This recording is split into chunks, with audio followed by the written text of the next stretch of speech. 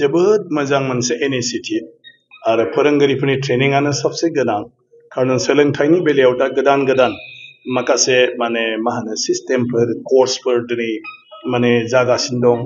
आरो इन्टारनेशनेल लेभेलनि माने एडुकेशन सिस्टेमफ्राबो दिनै जोंनि माने हादोरावबो फैजोबबाय आरो गोबां जायगायावनो आरो बिनि उनाव जेब्ला बायदिसिना कम्पिटिटिभ एग्जाम जायो अब्ला बे स्टेन्डार्डखौ नागिरो अब्ला जोंनि फोरोंगिरिफ्राबो दानिफ्रायनो बेफोरनि सोमोन्दै मोनसे नलेजखौ लानानै जोंनि फरायसा फरायसुलिफोरखौ बे स्टेन्डार्डसिम बोरैहाय जोङो दानिफ्रायनो नलेजखौ होनानै बिसोरखौ प्रिपेयार खालामनो हायो बेखौ जों स्कुल समावनो खालामनांगोन आजिखालि माने आथिखालाव जोबोद गोब्राब जाबाय जे फरायनानै एडमिशन मोननांगौआनो गोब्राब दा नोङो सिइउटि माने एन्ट्रेन्स होआब्ला नोङो डिग्रियाव एडमिशन मोना आरो बेवहाय नों जुदि मेरिट नङाब्ला नोंनि लुबैनाय साबजेक्टआव नों मेजर साबजेक्ट बा बे साबजेक्टखौ फरायनो हाया अब्ला बेसेबां जोङो रोंनांगोन मात्र फरायनाय बेलायाव एडमिशन मोननो थाखायनो बिनि उनाव नोंहा मा जाहैबाय कम्पिटिटिभ एग्जाम आजिखालि थार्ड ग्रेड फर्थ ग्रेड साख्रिखौबो लकेलि होनो हाला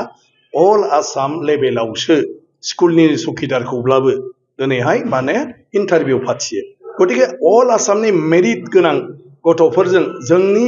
माने बर' बिजोंनि फरायसाफ्राबो जुजिफानांगोन बर' बिजोंनि आलदा इन्टारभिउ जाया ओंखायनो बे स्टेन्डार्डआव जों लांनो हानांगोन जेराव कम्पिटिटिभ एग्जामावबो जों बाहागो लानानै थार्ड ग्रेड फर्थ ग्रेड साख्रिखौबो मोननो हायो बिनि उनाव UPSC APSC आथिखालाव बेफोर बाथ्राफोरखौ जोङो गोसो होआब्ला दिनै जों सोमावसारदों आन्दलन खालामदों नाथाय अफिसार जुदि जोंनि गेजेराव गैयाब्ला बिनि खुंथायखौ नों माबोरै सामलायनो आरो बिनि थाखाय जोंनो प्रिपारेसनखौ नांगौ फरायसा समनिफ्रायनो जों एनकारेज होनांगोन जे नोंसोरो अफिसार जानांगोन अफिसार जानोबा UPSC आनजाद होनांगौब्ला दानिफ्रायनो बे साबजेक्टखौ फरायलांनांगोन APSC होनांगौब्ला दानिफ्रायनो बे साबजेक्टखौ फरायनांगोन बिनि उनाव कचिं अनलाइन कचिं दं बबावबा माने थांनानैबो कचिं लाहैनो हायो बायदिसिना बेफोर बबाव दं आरो बेफोरखौ जुदि नोङो मोननो हायोब्ला माने माबायदि लामाजों मोननो हायो बेफोरखौ जोंहा मटिभेशनखौ स्कुल समावनो होनांगौ आरो बे टिचार ट्रेनिं फोरोंगिरिनि ट्रेनिंआ बेफोर माने बाथ्राफोरखौ जोंनि फोरोंगिरिफोरनो माने मा होनो मोनसे आइडिया होगोन आरो फोरोंगिरिफ्रा साबसिननिफ्राय हामसिन फरायसा फरायसुलिखौ जोंनि क्लासाव आरोखि साबजेक्टखौ फोरोंनायनि अनगाबो जोंनो माखासे गोबां बायरा गियान होनो हागोन जेजों जोंनि जिउखौ दानो हायो गतिके आं साबायखर बावदों माने UN एकाडेमि एग्जाम बर्ड आरो गुबुन गुबुन जोंनि फसंथानखौ जायफ्रा बे हाबाफारिखौ दिनै लादों नङा नाय जों बासिनांगोन जों सायख'नांगोन मानसिनि जिउआ सोर माब्रै गाव सोलिनो नागिरो जों मा लुबैयो जों जुदि नेशनेल इन्टारनेशनेल लेभेलाव कम्पिट खालामनो नागिरदोंब्ला बा बेफ्रावबो जुदि जों माबा मोनसे जोंनि गथ' गथायखौ फिउचाराव खामानि मावनानै जाहैनाय एंगेजमेन्ट मोननायखौ लुबैदोंब्ला जोङो NEP नि पलिसिल' नङा आजिखालि नोङो माने मा होनो प्राइभेट माखासे बर्डफोर दं इन्टारनेशनेल माखासे कर्सफोरबो दं बे लाइनखौबो जोङो सावरायनांगोन बेफोरखौबो जों नायनांगोन गतिके जोंसो मा लुबैयो जोंनि जिउआव नों दिनै UPSC APSC होनांगौब्ला नोङो UPSC APSC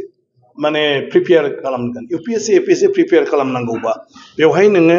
माने बिनि रेफारेन्स बिजाबफोरखौ नोङो फरायनांगोन आरो बिनि रेफारेन्स बिजाबफोरखौ फरायनांगौबा स्कुल समनिफ्रायनो जोङो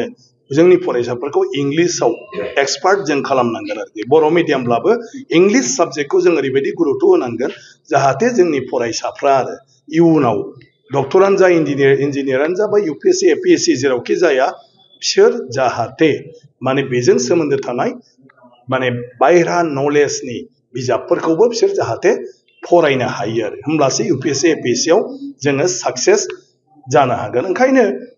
बेवहाय जोंहा गोबां सावरायनांगौ दं जोंनि बेलायाव जों मालाबा सानो बर' हिसाबै थांनानै थाबानो जायो जों मालाबा सानो जायगायावनो थाजोबनांगौ बायरायाव मानो साख्रि मावहैनांगौ आरो बेबायदि जुदि सानलायलायोब्ला आं सानो जिउआ जों जेरै जों गोरोबनानै थायो बेजोंनो गोजोन दं आरो गासिबावबो साइन्टिफिक खिन्थु जों मा जानो लुबैयो माबायदिखौ हास्थायो बेखौ लानानैसो जोंनि सोलोंथाइनि बेबस्थायाबो जोङो जानांगौ गतिके आं सानो बेफोर सरसाया दा जालांबाय थासिगोन खारन सानफ्रोमबोनि जिउआव जोंनो बेफोरखौ नांखागौ